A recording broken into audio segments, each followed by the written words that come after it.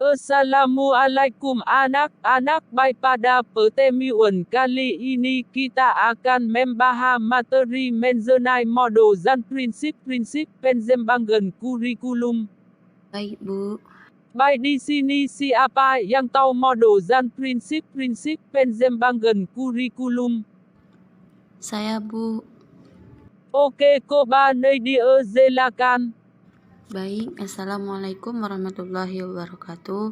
Perkenalkan, nama saya Nadia Aziska, MPM 50227, Prodi PGSD dari kelas 4A. Di sini saya akan menjelaskan model dan prinsip-prinsip pengembangan kurikulum. Model-model kurikulum. 1. Model Taylor. Pengembangan kurikulum model ini yang dapat ditemukan di buku klasik yang sampai sekarang banyak dijadikan rujukan dalam proses pengembangan kurikulum yang berwujud Blueprint of Curriculum and Instruction.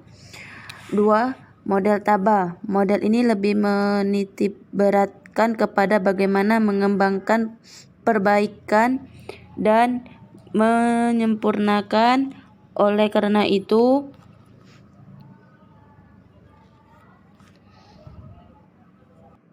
dalam model ini dikembangkan tahapan-tahapan yang harus dilakukan oleh para pengembang kurikulum. Yang ketiga yaitu model Olivia. Menurut model ini, kurikulum harus bersifat simpel, komprehensif, dan sistematik. Model ini menggambarkan model pengembangan. Yang keempat yaitu model Beckham. Beckham mengemukakan ada 5 langkah dalam proses pengembangan kurikulum, yakni menetapkan wilayah atau arena yang akan melakukan perubahan sesuatu kurikulum, menetapkan orang-orang yang akan terlibat dalam proses pengembangan kurikulum, menetapkan prosedur yang akan ditempuh yaitu dalam hal merumuskan tujuan umum dan tujuan khusus. Implementasi kurikulum yakni perlu mempersiapkan secara matang berbagai hal yang dapat berpengaruh baik langsung maupun tidak langsung terhadap efektivitas pengguna kurikulum. Yang selanjutnya yaitu model Wheeler. Menurut Wheeler, pengembangan kurikulum merupakan suatu proses yang membentuk lingkaran. Proses pengembangan kurikulum terjadi secara terus-menerus. Yang selanjutnya yaitu model Nichols menjelaskan bahwa pendekatan pengembangan kurikulum terdiri dari elemen-elemen kurikulum yang membentuk siklus. Model ini digunakan apabila ingin menyusun kurikulum baru yang diakibatkan oleh terjadinya perubahan situasi. Yang selanjutnya model Dynamic Skill Based adalah model pengembangan kurikulum pada level sekolah yang diperuntukkan untuk setiap guru yang ingin mengembangkan kurikulum sesuai dengan kebutuhan sekolah agar proses pengembangan belajar berjalan dengan baik. Yang selanjutnya the administrative atau linear staff atau model administrasi. Model administrasi merupakan model pengembangan kurikulum paling lama yang sering disebut sebagai model garis dan staf. Pemberian nama ini dibuat berdasarkan gagasan pengembangan kurikulum yang banyak muncul dari pejabat yang berwenang. Yang selanjutnya the Grace-Rhodes model. Model Grace-Rhodes model ini merupakan lawan dari model sebelumnya. Model ini dikenal juga sebagai model desentralisasi karena inisiatif dan upaya pengembangan kurikulum bukan berasal dari atas melainkan dari bawah, yaitu guru dan sekolah.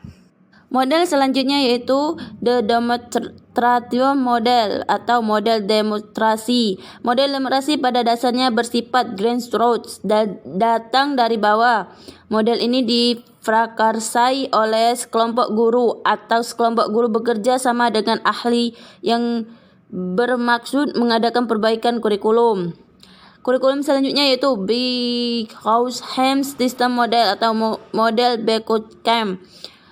Pengembangan kurikulum dengan menggunakan metode Beckham memiliki 5 bagian pembuatan keputusan. Yang selanjutnya Rogers Interpersonal Relation Model atau model Rogers. Claire Rogers adalah seorang ahli psikologi yang berpandang bahwa manusia dalam proses perubahan mempunyai kekuatan dan potensi untuk berkembang sendiri. Yang selanjutnya, model emerging Dutch Hinalkel model, pengembangan bidang teknologi dan ilmu pengetahuan serta nilai-nilai efisien dan efektivitas dalam bisnis juga mempengaruhi perkembangan model kurikulum.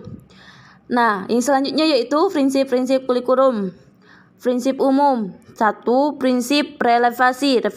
Relevasi berarti sesuai antara komponen tujuan isi atau pengalaman belajar, organisasi dan evaluasi kurikulum, dan juga sesuai kebutuhan masyarakat baik dalam pemenuhan tenaga kerja maupun warga masyarakat dan diidolakan.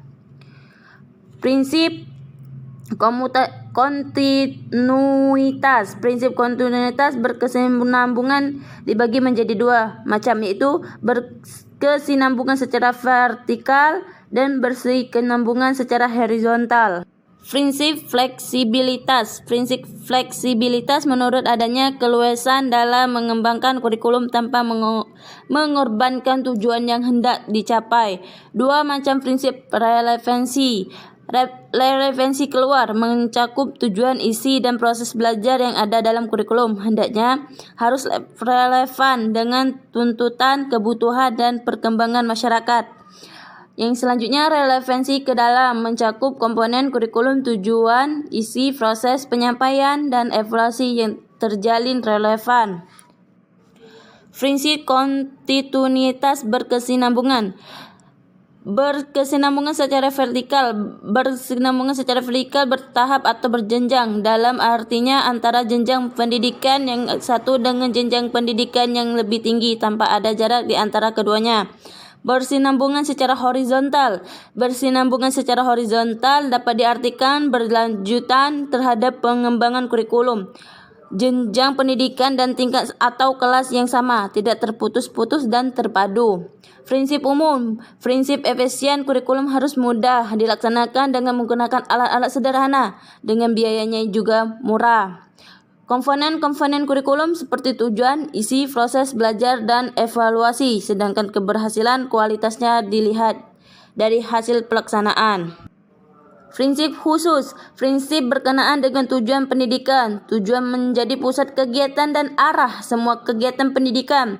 Tujuan pendidikan mencakupi tujuan bersifat umum atau berjangka panjang, berjangka menengah, dan berjangka pendek. Prinsip berkenaan dengan isi pendidikan memilih ini pendidikan sesuai dengan kebutuhan pendidikan yang telah ditentukan para perencana kurikulum. Prinsip berkenaan dengan pemilihan belajar mengajar. Prinsip berkenaan dengan pemilihan media dan alat pengajaran. Proses belajar mengajar yang baik perlu didukung oleh pengguna media dan alat bantu pengajar yang tepat. Prinsip berkenaan dengan pemilihan kegiatan. Penilaian merupakan bagian integral dari pelajaran, integral dari pengajaran.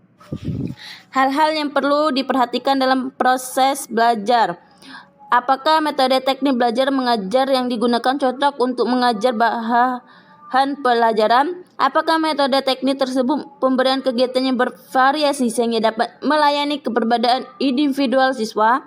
Apakah metode teknik tersebut memberikan urutan kegiatan yang tertingkat-tingkat?